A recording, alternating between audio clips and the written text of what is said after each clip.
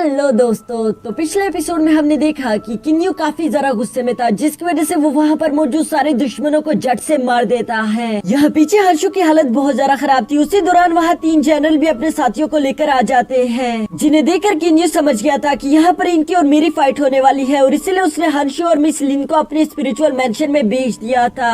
अब आगे next episode के शुरू में हम देखते हैं कि उनमें से एक जनरल जिसका नाम युवान था, वो वहाँ पर जेड सोर्ड साइड के लीडर को मरा हुआ देखकर काफी ज्यादा गुस्से में आ गया था। वो किन्यू से कहता है कि आखिर तुमने हमारी नजरों के सामने हमारे आदमी को कैसे मार दिया, ये तुमने बिल्कुल भी अच्छा नहीं किया। जिस पर किन्यू बहुत ही ज्यादा एटीट्यूड के साथ कहते हैं कि अगर ये तुम्हारा आदमी था, फिर इसने जो किया उसका जवाब तुम्हें भी देना होगा। ये सुनकर तो जनरल युवान को बिल्कुल भी अच्छा नहीं लगता, इसलिए वो किन्यू पर गुस्सा करते हुए कहता है, पहले तो तुमने मेरे छोटे भाई को जान से मार डाला और अब तुम मेरे सामने इस तरह की बातें कर रहे हो। क्या तुम्हें मालूम भी है कि इस वक्त तुम किसके सामने खड़े हो? तुम खड़े हो जनरल ज़ेन चेन के सामने, जो कि 36 मोनार्च का अकेला वाहिद कमांडर है। ये इस पूरी टेरिटरी में सिर्फ एम्परर यू के अलावा और किसी को भी जवाबदेह नहीं है। तभी जनरल ज़ेन चेन उसे वहीं पर चुप करवा देता है, क्योंकि वो खुद किन्यू से सवाल करने वाला था। और इसके बाद हम देखते हैं कि वो एक होलोग्राम का इस्तेमाल करते हुए किन्यू से कहता है कि क्या तुम इस इमोर्टल मैसेंजर को पहचानते हो? यहाँ किन्यू अपने सामने हुआयान को देखकर याद करता है कि कैसे मैंने उसे जान से मार डाला था, इसीलिए वो जनरल ज़ेन चेन से कहता है कि हाँ, मैं इसे पहचानता हूँ। ये वो कमीना इंसान है जिसने बहुत ज्यादा बेगुनाह इंसानों की जान ली थी, और इसलिए मैंने इस कमीने इंसान को जान से मार डाला।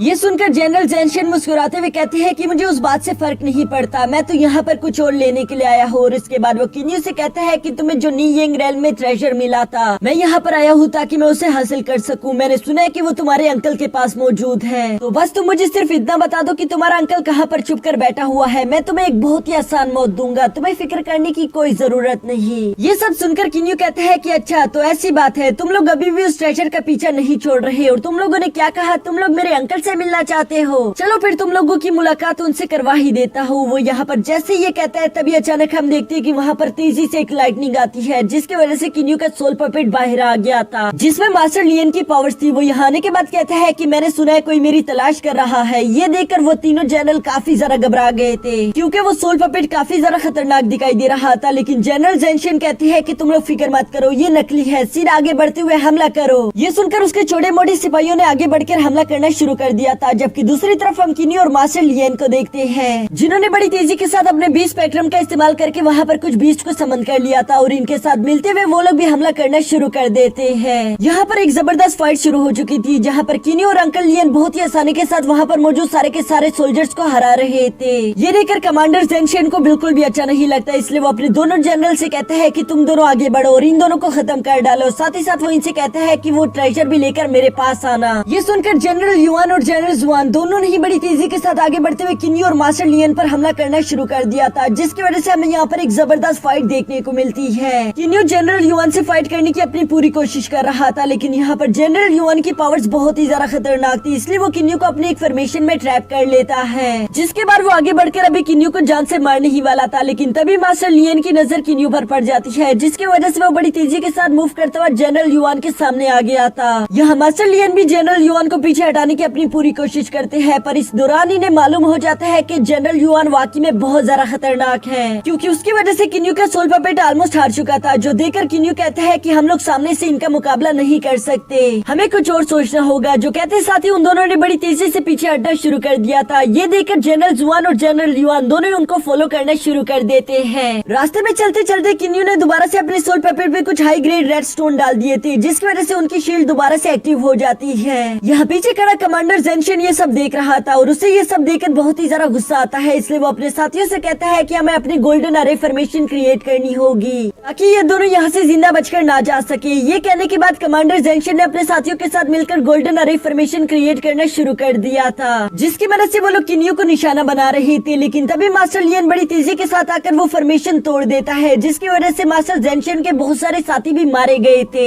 इसके बाद मास्टर लियन बहुत ही तेजी के साथ अपने गोल्डन स्क्रोल को अपने पास रखते हुए किन्यू को लेकर वहाँ से रवाना हो जाते हैं, जबकि पीछे से ये तीनों भी इन्हें फॉलो कर रहे थे। किन्यू और मास्टर लियन इन लोगों से पीछे छुड़वाने के लिए अपनी फुल रफ्तार का इस्तेमाल कर रहे थे, लेकिन यहाँ पर इन लोगों की स्पीड भी बहुत ज्यादा हाई थी, जो देखकर किन्यू थोड़ी बहुत टेंशन में आ गया था। वो कहते हैं कि रेड स्टोन्स की पावर्स खत्म होने वाली है, जल्दी मास्टर लियन भी यहाँ से गायब हो जाएंगे, मुझे कुछ करना ही होगा। अगर मैं अपने बीस्ट का इस्तेमाल करूँ तो शायद मुझे एक मौका मिल मिल जाए जिसका इस्तेमाल करके मैं इन तीनों को जान से मार सकता हूँ। लेकिन अगर मैंने वो मौका गवा दिया फिर शायद मेरे लिए भी बचना मुश्किल हो जाएगा। लेकिन अब इस बात से कोई फर्क नहीं पड़ता क्योंकि वैसे भी अब किन्यू के पास और कोई रास्ता नहीं था, इसलिए वो टेलीपैथी के थ्रू कोंगलोंग को सब कुछ बता देता है। जिसके बाद हम देखते हैं कि मास्टर लियन और किन्यू फौरन एक जगह पर जाकर रुक गए थे जहाँ वो लोग बी स्पेक्ट्रम का इस्तेमाल करके कोंगलोंग को बाहर समन कर लेते हैं और कोंगलोंग आते साथ ही एक फॉर्मेशन क्रिएट करना शुरू कर देता है जिसका एनर्जी लेवल बहुत ही ज्यादा हाई था। और यहाँ पर वो किन्यू से कहता है कि चलिए मास्टर मैं रेडी हो चुका हूँ। ये सुनते साथ ही किन्यू बड़ी तेजी से जाकर उस सारी की सारी एनर्जी को अपने स्वॉर्ड में स्टोर कर लेता है। जिसके बाद हम देखते हैं कि उसने बड़ी तेजी से एक जोरदार स्प्लैश अटैक कर दिया था। लेकिन इस स्प्लैश अटैक को रोकने के लिए जनरल जुआन अकेले ही सामने आ गए थे जहाँ वो उसे रोकने की अपनी पूरी कोशिश करते हैं। लेकिन वो स्प्लैश अटैक बहुत ही ज्यादा खतरनाक था जिसकी वजह से जनरल जुआन की वहीं पर मौत हो जाती है। ये देखकर बाकी के दो जनरल्स को बिल्कुल भी अच्छा नहीं लगता, इसीलिए वो लोग काफी ज्यादा गुस्से में भी आ गए थे। लेकिन यहाँ पर किन्यू और मास्टर लियन दोनों ही अलग अलग रास्ते पर जाना शुरू कर देते हैं जहाँ वो बी स्पेक्ट्रम मास्टर लियन के पास था, इसलिए ये दोनों भी मास्टर लियन को फॉलो करना शुरू कर देते हैं। दूसरी तरफ किन्यू यहाँ से बहुत ज्यादा दूर चला जाता है।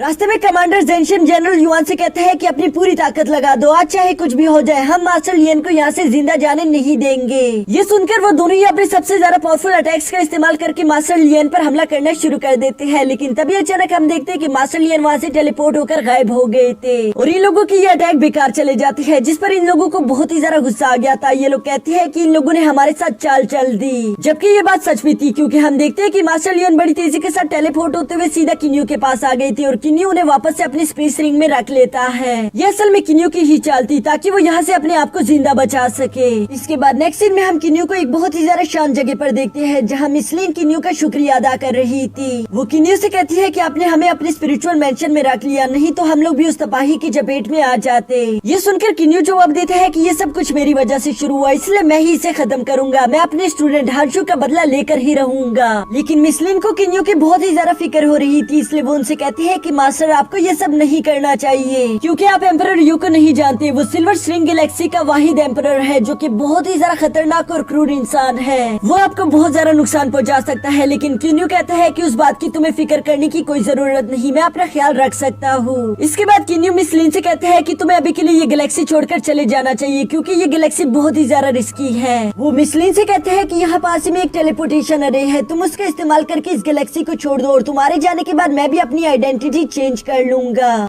फिर मैं यहाँ पर बाकी बच्चा अपना काम पूरा करूंगा और उस काम के पूरे होते साथ ही मैं भी तुम लोगों के पीछे आ जाऊंगा। ये सुनकर मिस लिन कहती है जैसा मास्टर का हुक्म, और ये कहने के बाद वो वहाँ से चली जाती है। इसके बाद सीन शिफ्ट होकर एम्परर यू के विला में आ जाता है जहाँ एम्परर यू को उस बी स्पेक्ट्रम के बारे में मालूम हो चुका था। उसे वो 11,000 बीस्ट की आर्मी चाहिए थी, इसलिए वो अपने कमांडर से कहता है कि जाकर उसे हासिल करो और मुझे वो हर हाल में चाहिए। ये सुनकर जनरल युआन आगे आते हुए कहता है कि मास्टर हम आपके लिए वो बी स्पेक्ट्रम ले आएंगे, लेकिन उसके लिए मैं चाहता हूँ कि आप सारे के सारे टेलीपोर्टेशन अरे को क्लोज कर दे क्योंकि अगर हमने ऐसा नहीं किया तो किन्यू यहाँ पर ये गैलेक्सी छोड़कर भाग सकता है। जो सुनकर एम्परर यू कहते हैं कि हाँ तुम बिल्कुल ठीक कह रही हो। और इसके बाद नेक्स्ट सीन में हमें दिखाया जाता है कि वहाँ पर मौजूद सारे के सारे टेलीपोर्टेशन अरे क्लोज कर दिए गए थे, जिसके साथ ही हमारा ये एपिसोड भी यहीं पर खत्म हो जाता है।